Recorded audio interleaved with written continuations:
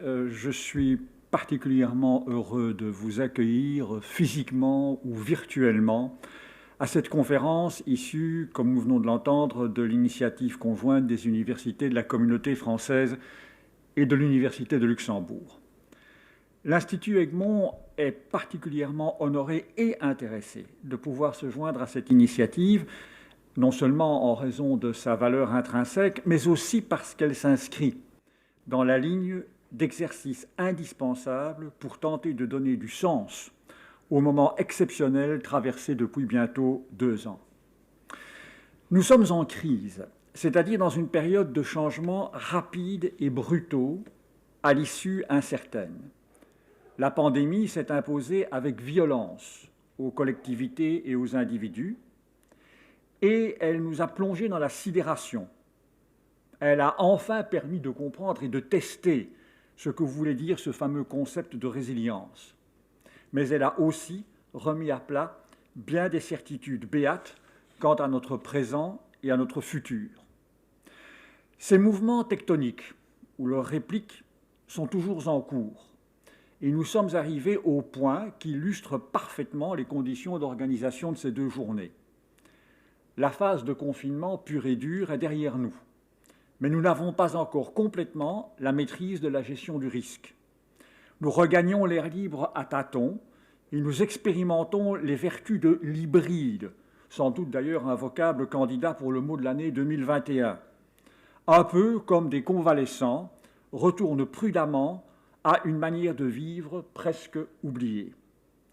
Mais la prudence ne peut pas engendrer la retenue et encore moins la paralysie. Nous avons besoin de lucidité et d'audace pour commencer à tirer les leçons des 18 mois passés et esquisser les contours possibles d'un monde d'après qui ne serait pas une planète utopique. C'est donc bien à cet effort que contribue la conférence qui s'ouvre aujourd'hui. Comme évoqué plus tôt, nous avons traversé et nous traversons une période de grande violence. Violence physique et psychologique d'abord, et surtout, bien entendu, mais aussi violence économique, sociale et institutionnelle.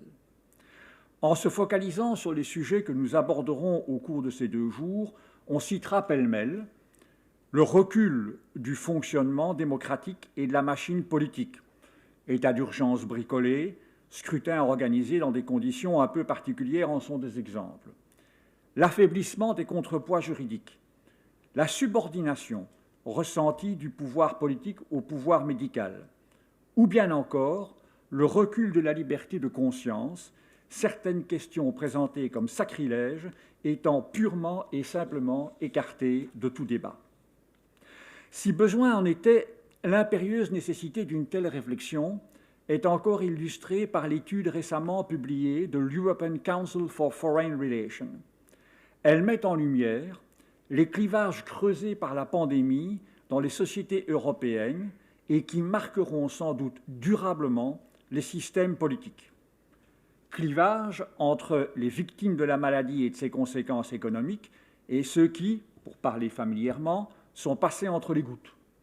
Clivage entre ceux qui font confiance envers et contre tout à leur gouvernement et ceux pour lesquels une méfiance durable s'est installée. Et surtout, clivage entre générations et clivage entre ceux qui voient dans les autres la principale menace pour leur liberté et ceux qui situent cette dernière essentiellement dans les gouvernements.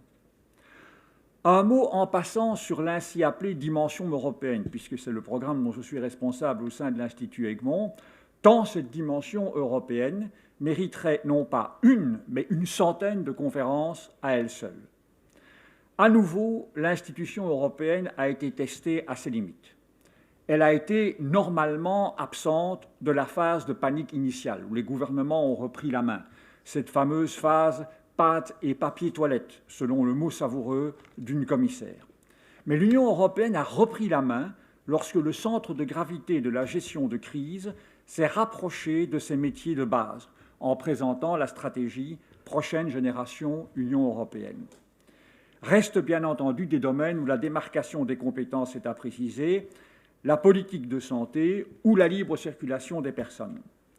Mais sur les sujets qui sont les nôtres, on dirait que le Conseil de l'Europe a été timidement plus en pointe jusqu'ici. Une anomalie? Point d'interrogation? Sans doute. Et les premières réponses attendues des jurisprudences de Luxembourg et ou de Strasbourg nous diront où se trouve le centre de gravité. Et j'entre ici dans un terrain miné, c'est-à-dire celui d'un possible désaccord avec les organisateurs de cette conférence. Aïe! L'introduction de notre programme souligne que, je cite, « l'affrontement de cette crise a constitué un laboratoire sans précédent d'émergence de nouvelles interrogations et hypothèses sur le point d'équilibre à atteindre entre droits rivaux et sur le rôle requis de la puissance publique. » Objection, votre honneur. 9/11, c'est à la fin de la semaine, et c'est là qu'était le laboratoire. Et nous aurions grand intérêt à reprendre les termes du débat qui s'est alors ouvert et qui est toujours ouvert aujourd'hui. Tout y était. Le choc entre ceux qui affirmaient que la sécurité physique est un préalable essentiel à la jouissance des droits fondamentaux et ceux qui défendaient le point de vue selon lequel un droit cesse d'être fondamental à partir du moment où on y accepte la moindre limitation. La question de savoir si une mesure exceptionnelle cesse de l'être si elle n'est pas accompagnée d'une clause d'extinction.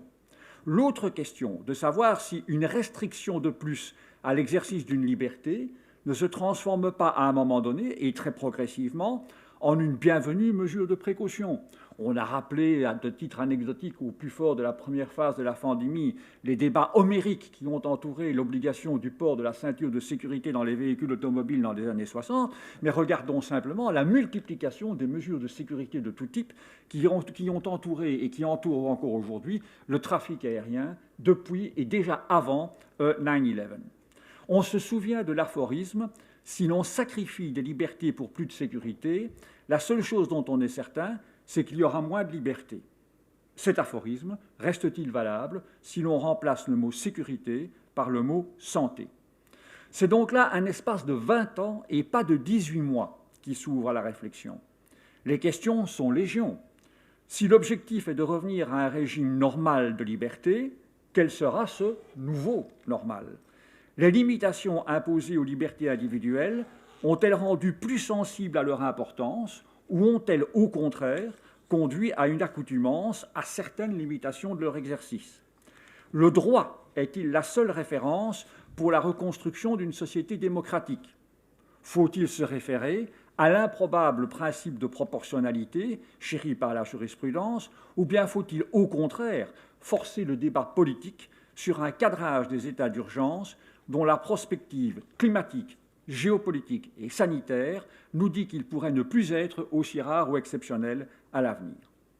Puissions-nous contribuer à cette réflexion pendant ces 2 jours.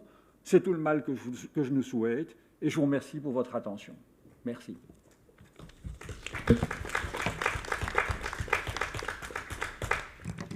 Un grand merci, Monsieur de Brouwer, et je tenais à dire comme on était content d'être chez vous dans votre bel Institut d'Egmont. Et je voulais rappeler d'ailleurs pour nos invités étrangers, l'Institut d'Egmont, le nom vient du nom d'un aristocrate qui s'est opposé pendant les guerres de religion au XVIe siècle. Et personnellement, moi qui enseigne l'histoire du droit, je dois dire que le clin d'œil qui constitue à organiser un colloque sur les violences, et les violences, notamment les violences juridiques en temps de pandémie, dans un lieu qui entre en résonance avec les violences qui ont eu lieu lors de la guerre des religions dans nos territoires, eh bien, c'est quelque chose qui m'émeut profondément. Et du coup, ça me permet de passer la parole à Ruzen Herjek. Alors, Monsieur Herjek, vous n'imaginez pas comme je suis contente de vous passer la parole. On sait, nous on le sait, et on va le dire ici parce qu'on vous doit ça, vous avez été à l'impulsion de ce colloque, c'est vous qui avez pris contact avec Julien Pierret, directeur du Centre droit public, pour nous inviter à organiser une réflexion sur le droit Covid-19 et je suis d'autant plus contente, Monsieur Herjek, que je ne sais pas si vous vous en rappelez, mais c'est grâce à vous, moi, que j'étais rentrée à l'ULB. Vous êtes donc professeur honoraire de l'ULB, professeur honoraire de l'Université du Luxembourg et sauf erreur, vous aviez été aussi avocat ici tout près. Moi, je me rappelle vous avoir visité dans la rue d'à côté. Monsieur Herjek, c'est avec plaisir et honneur que je vous passe la parole.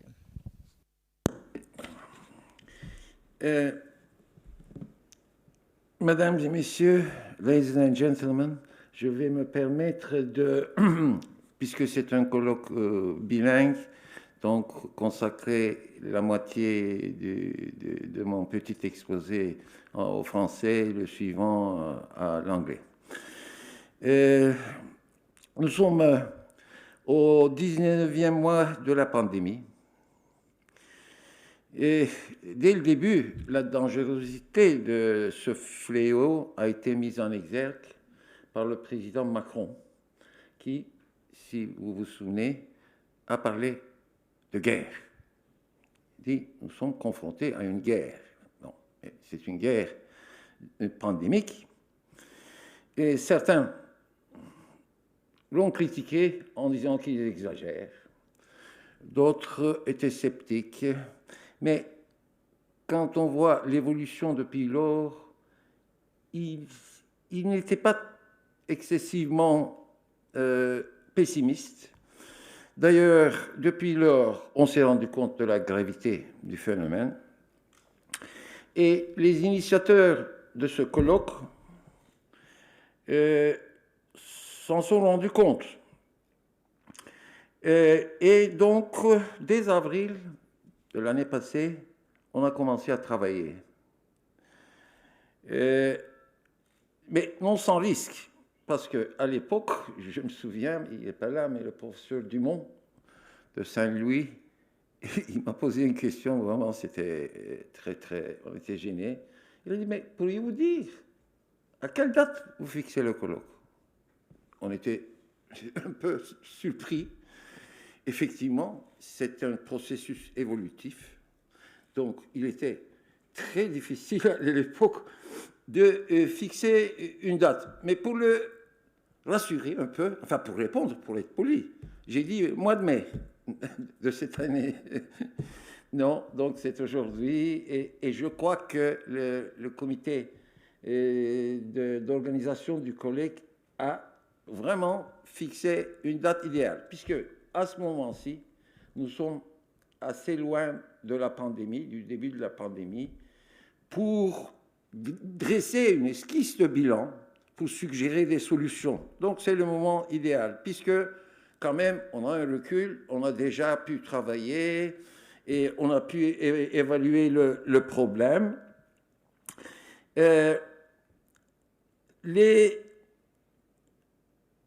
Les problèmes complexes, nous sommes confrontés à des problèmes extrêmement complexes et on ne pouvait pas repousser la date du colloque davantage puisque de notre côté, il y a l'urgence. Il y a l'urgence. Nous devons offrir au public des solutions, dresser le bilan et je crois que nous sommes, je ne sais pas, sous le contrôle de... un des premiers colloques sur la matière. Est-ce que j'exagère?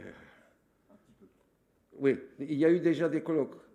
Oui, bon, mais quand même, notre colloque quand même a une dimension internationale. Plus de 40 participants, d'éminents spécialistes de tous les horizons. Et il y a 7 universités qui ont été sollicitées, qui ont accepté.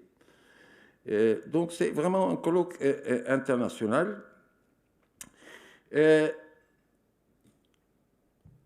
Le sujet que nous abordons aujourd'hui, vraiment, c'est important et fort délicat. Il y a très peu de droits et libertés qui ont une valeur absolue. Je vais citer quelques exemples. Droit à la vie, c'est un droit absolu.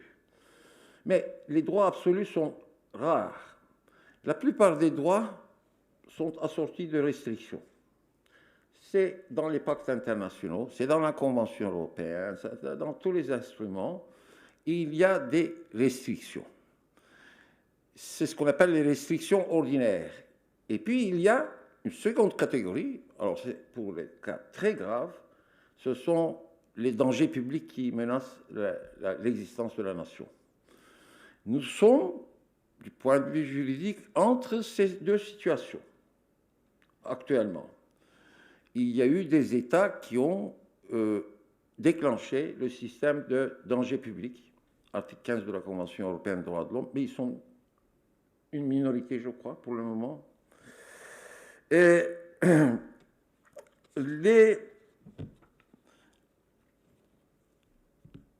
donc, le state of emergency, comme on dit, the state of emergency might consist of state of war, natural catastrophes, and other exceptional situations. Up till now, the question was not raised if pandemics could justify a state of urgency and the suspension of civil liberties. Never raised, almost never raised. For the first time, we are confronted to this problem. Mr. Frederick Crench, who is our recent judge at the European Court of Human Rights, I had hoped to meet him here, but I think these days he will be sworn in. So he's absent, but recently he said in an interview in La Libre Belgique, he said, the fact that we have a pandemic, very serious situation, cannot allow us to do everything, to restrict the liberties without any consideration for the civil liberties. So he said, please be aware of that, and he warned. And he's, I think, right. A balance must be stricken between the two considerations. In our Western democracies, we are quite acquainted with this exercise. Although it is very delicate, as the problem of compulsory vaccination shows us. There are some considerations, especially for the personnel of medical personnel, where people start to insist that they should be vaccinated. But others replicate that the right to private life is fundamental, and you are restricting this right. Difficult questions. We are confronted with very, very difficult questions. And as we see, there is another problem. If you read the international press, you will read some comments that in some countries who are not very democratically inclined, the governors, the government invokes the pandemic to restrict the civil liberties, but not really. The aim is to assert his power, and it's a political aim. That it is very dangerous. These problems I have raised now very shortly need an effective research, with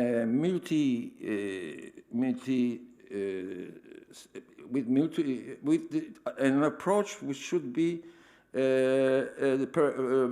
touching to several civil liberty issues. It's a delicate exercise to which we are confronted today. We are proud today to host more than 40 distinguished international scholars from different horizons to discuss this other aspect of the problematic. Thank you to all for attending. I hope we will progress in our work, and at the end we will arrive to useful conclusions. It is a very difficult task, but it is an important task. Thank you for attending.